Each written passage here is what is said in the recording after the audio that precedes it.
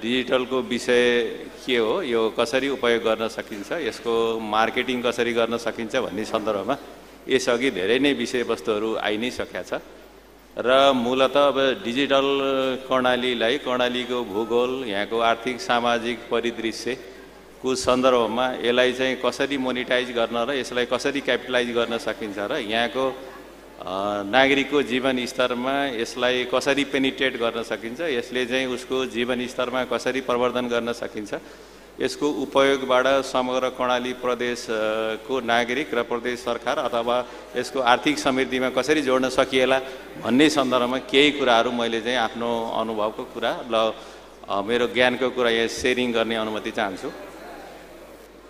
मूलतः यसमा कुन कुन सेक्टरमा उपयोग गर्न सकिन्छ भन्ने विषयमा यसअघि नै आइसक्यो। मूलतः त्यही नै हो, हामीले डिजिटलको उपयोग गर्ने नगर्ने क्षेत्र सम्भवतः अब यो दुनियाँमा केही छैन होला, सबै क्षेत्रमा डिजिटलको प्रयोग भएको छ।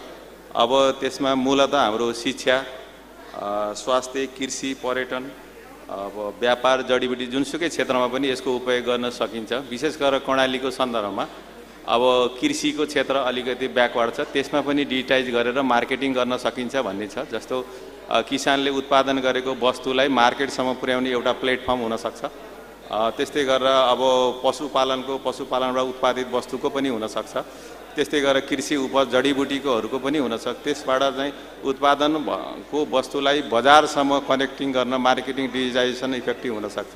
मूलतः यसबाट तीनटा बेनिफिट हुन देखिन्छ। एक त यसले कस्ट चाहिँ घटाइदिन्छ र यसलाई डिस्टेन्स पनि घटाइदिन्छ र ट्रान्जेक्सन पनि धेरै घटाइदिने भावनाले यसले गर्दा यो कस्ट इफेक्टिभ हुन्छ भन्ने देखिन्छ। दोस्रो, यो समग्र यो कार्यान्वयन गर्ने त्यति सिम्पल छैन। हाम्रो भूगोलको अवस्था जटिल छ, भौगोलिक बनोट छ। अघि नै हाम्रो टेलिकमको साथीले भन्नुभयो कि या आइटी भन्दा पनि हामीलाई टेलिफोन सेवा लाग्ने बनोस् भन्ने सन्दर्भ छ। त्यसले गर्दाखेरि हामी चाहिँ इन्टरनेटको एक्सेस निकै कमजोर छ। त्यसले गर्दा मूलतः हाम्रो चाहिँ सबै क्षेत्रमा हाम्रो 718 वडासम्म इन्टरनेट सेवाको भरपर्दो पहुँच पुर्याउनु प्रमुख चुनौती छ र त्यसमध्ये रिलायबिलिटी कसरी गर्न सकिन्छ भन्ने अर्को विषय हो, त्यो दोस्रो। त्यस्तै गरी हामी डिजिटल भन्दै त्योभन्दा पहिला फिजिकल इन्फ्रास्ट्रक्चर नभइकन डिजिटल इन्फ्रास्ट्रक्चर हुन सक्दैन। त्यसमा त्यसलाई डिजिटल इन्फ्रास्ट्रक्चरले नै फिजिकलले नै डिजिटललाई सपोर्ट गर्ने भावले फिजिकल इन्फ्रास्ट्रक्चर पनि उत्तिकै महत्त्व छ। त्यसले गर्दाखेरि फिजिकल इन्फ्रास्ट्रक्चर पनि बनाउनु चुनौतीपूर्ण छ। अर्को, डिजिटल लिटरेसी पनि उत्तिकै महत्त्वपूर्ण छ, त्यो च्यालेन्जिङ छ। हामीले कतिजनाले हामी चाहिँ वालेटहरू युज गर्छौँ, त्यसको लिटरेसी हामीले कति उपयोग गर्छौँ, हामीले त 0.1% भन्दा कमै होला। हामीले भएको चाहिँ हाम्रो ज्ञान, हाम्रो सिप कसरी प्रयोग गर्ने भन्ने सन्दर्भ पनि कमै ज्ञान छ। अब ग्रामीण क्षेत्रमा पनि यसको उपयोग कसरी गर्ने भन्ने त्यो समय त्यो लिटरेसी पनि निकै कमजोर, लिटरेसी प्रमोट गर्ने पनि निकै च्यालेन्जिङ छ। पहुँचको कुरा मैले अघि नै गरिसकेँ, त्यसको एक्सेस छैन। त्यसको एक्सेस भए पनि रिलायबिलिटी छैन। उतिखेर नेट कनेक्सन गर्ने, डिस्कनेक्सन गर्ने, यो एकदम चाहिँ भल्नरेबल टाइपको चाहिँ इन्टरनेट एक्सेस छ। अर्को, यसमा केबाट चाहिँ यसको सुरक्षा, डिजिटल सेक्युरिटी पनि उत्तिकै महत्त्व। साइबर ह्याकिङदेखि अन्य प्रब्लम छन्, त्यसले गर्दाखेरि साइबर सुरक्षाको पनि उत्तिकै चुनौती छ। जो डिजिटली रूपमा लिटरेट छैन ऊ बढी चाहिँ साइबर सेक्युरिटीको अब भल्नरेबल हुनसक्छ। त्यसले गर्दा त्यस्ता क्षेत्रमा पनि हामीले च्यालेन्ज छ यो कर्णालीको लागि।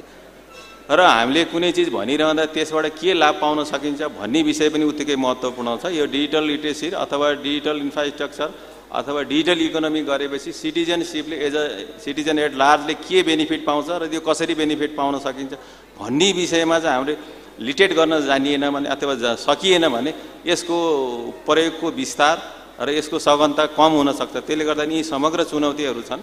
अब के गर्नु पर्ला भन्ने सन्दर्भमा दुई तीनवटा केही विषय छलफल गरौँ।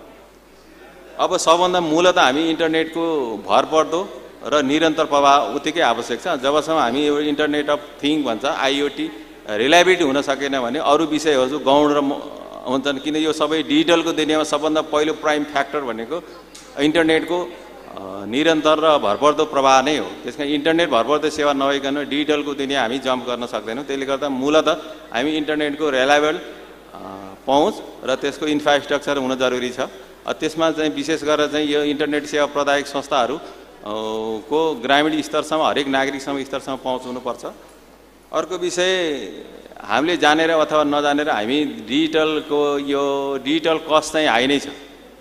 हामीले इन्टरनेटको कस्ट होस् अरू कस्ट हो डिजिटल पेमेन्टबाट गर्दा डिजिटल एक्टिभिटी गर्दाखेरि हामीलाई चाहिँ कस्ट ओभर बढिन्छ। त्यसले गर्दा हामी डिजिटल ट्रान्जेक्सन गर्दा अरू गर्दाखेरि डिजिटाइज गर्दाखेरि अरू नर्मल कस्ट भन्दा डिजिटाइज कस्ट पनि हाई छ, त्यसको इन्टरनेट कस्ट पनि हाई छ। त्यसले गर्दा हामीले सामान्यतया डिजिटाइजेसन गरे कस्टको रिडक्सन गर्नुपर्नेमा डिजिटलाइजेसनको कस्ट इन्टरनेटको कस्ट हाई भयो भने त्यो कस्ट पनि रिड्युस गर्नुपर्छ। त्यो कस्ट वस्तु वा सेवाको मूल्यसँग एड हुने भयो हुनाले जति हामीले इन्टरनेटको कस्टलाई कम गर्न सक्यो त्यसबाट चाहिँ जेनेरेट भएको प्रडक्ट अथवा सर्भिसको चाहिँ मूल्य कम हुने र बजारमा कम्पिटेटिभ हुने भयो हुनाले मूलतः इन्टरनेट अब एउटा चाहिँ अब रिसोर्स जस्तो हो। त्यो रिसोर्सको कस्ट कम हुन सक्यो भने त्यसबाट जेनेरेट हुने वस्तु अथवा सेवाको पनि मूल्य कम हुन्छ। त्यसले बजारमा सिधै सजिलै कम्पिटेटिभ गर्न सक्छ। त्यसले गर्दाखेरि हामी यसको अब इन्टरनेटको कस्ट पनि घटाउन चाहिँ जोड दिनुपर्छ भन्ने हो। अब यो विषयमा अर्को चाहिँ यस क्षेत्रमा काम गर्ने कम्पिटेन्ट ह्युमन रिसोर्स नभएसँग डेभलप हुन सक्दैन। यो चाहिँ पहिलासम्म डिजिटल लिटरेसी गरेर हरेक नागरिकसम्म विशेष गरेर विद्यालय स्तरसम्म इन्टरनेटको पहुँच पुर्याउने तिनीहरूलाई लिटरेट गर्ने र त्यो खालको चाहिँ सक्षम जनशक्ति चाहिन्छ। सक्षम जनशक्तिले नै पहिला चाहिँ त्यसको सम्भाव्यताको के छ, त्यसको उपयोगको क्षेत्र के हुनसक्छ, यसबाट लाभ कसरी लिन सकिन्छ भन्ने विषयमा ध्यान केन्द्रित गर्न सक्ने भयो भने पहिले हामीसँग त्यो सक्षम जनशक्ति विकास गर्न सकियो भने अब त्यसलाई चाहिँ हामी यहीँ स्कुलिङबाट पनि गर्न सकिन्छ, कुनै बाहिरबाट ल्याएर पनि गर्न सकिन्छ, त्यस्तो गर्न सकिन्छ। दोस्रो पाटो भनेको अर्को विद्यालय स्तरसम्म चाहिँ अहिले डिजिटल लिटरेसीको रेट चाहिँ बढाउन जरुरी छ। यसको उपयोगको क्षेत्र के हुन सक्छन्, यसबाट कसरी लाभ लिन सकिन्छ, यसको मार्केटाइज के छ, यसको सम्भाव्यता के छ भन्ने विषयमा चाहिँ विद्यालय स्तरसम्म चाहिँ प्रचार गर्न सकियो भने त्यसबाट लाभ लिन सक्ने सम्भावना धेरै छ।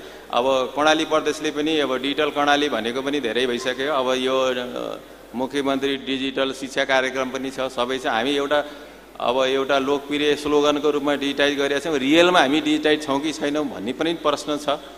त्यसले गर्दाखेरि हामी कुनै कम्प्युटर दिएर कुनै ल्यापटप दिएर डिजिटाइज हुने हो कि होइन, एउटा हार्डवेयर पार्ट सफ्टवेयर पार्ट दुइटै पार्टमा जोड दिनुपर्छ। त्यसमा हाम्रो बुझाइ पनि डिजिटाइज हुन जरुरी छ भन्ने हो। अब यसरी हामी चाहिँ सबै ह्युमन रिसोर्स भइसकेपछि हाम्रो बजारको सम्भाव्यता सफ्टवेयर डेभलपमेन्ट गरेर अस्तो प्रडक्ट वा गुड्सहरू अथवा सर्भिसहरू जेनेरेट गरेर कसरी मार्केटमा लान सकिन्छ भन्ने सन्दर्भमा पनि हामीले चाहिँ अगाडि जोड दिनुपर्छ। समग्रमा यो सबै विषयवस्तुहरू मूलतः हाम्रो मार्केट इकोनोमी भएको हुनाले निजी क्षेत्र नै प्रमोट गर्ने र यसको क्षेत्रको अगुवाई गर्ने मूल काम चाहिँ मूलतः निजी क्षेत्रको र यसमा चाहिँ इन्टरनेट सेवा प्रदायकहरूको उनको सर्भिसको प्रमोट व्यापार भएको हुनाले मूलतः यसको नेतृत्व चाहिँ इन्टरनेट सेवा प्रदायक र प्राइभेट सेक्टरको हो। त्यसमा सरकारी तवरबाट चाहिँ फेसिलिटेसन गर्ने, रेगुलेसन गर्ने र इन्फ्रास्ट्रक्चर बनाउन सपोर्ट गर्ने नै हुन्छ। फेसिलिटेसन, रेगुलेसन र मोनिटरिङको पार्ट गभर्मेन्टको सेक्टरबाट भएको हुनाले यस्ता क्षेत्रमा प्रदेश सरकारले आफ्नो स्रोत साधनले भ्याएसम्म र आफ्नो क्षेत्राधिकार का विषयवस्तुमा प्रदेश सरकारले हिजोदेखि नै सहयोग गरिरहेकै छ र आगामी दिनहरूमा पनि गर्ने नै छ। मूलतः प्रदेश सरकारले गर्ने यस्ता कामहरूको लिडरसिप गर्ने फोकल मिनिस्ट्रीले नै त्यस्ता कार्यक्रम र योजनाहरू प्रस्ताव लिएर आयो भने यस विषयमा चाहिँ अर्थ मन्त्रालय पोजिटिभ रूपमा छलफलमा अगाडि बढ्ने नै छ। यसमा नीति तथा कार्यक्रममा, बजेटमा र त्यो प्रोग्रामहरूमा यसलाई कसरी इन्बिल्ड गर्न सकिन्छ भन्ने विषयमा त्यस्ता वस्तुगत र एकदम तयारी भएका योजना तथा कार्यक्रम आयो भने आगामी नजिकै हामी बजेट तथा ल्याउँदै नीति तथा कार्यक्रम ल्याउनेछौँ। त्यस्ता विषयवस्तुहरूमा सम्बन्धित निकायबाट विशेष गरेर लाइन मिनिस्ट्रीबाट यसरी प्रस्ताव आयो भने हामी त्यसमा छलफल गर्ने नै छौँ भन्दै मेरो मन्तव्य यहीँ टुङ्ग्याउँछु। यहाँहरू सबैलाई धन्यवाद, नमस्कार।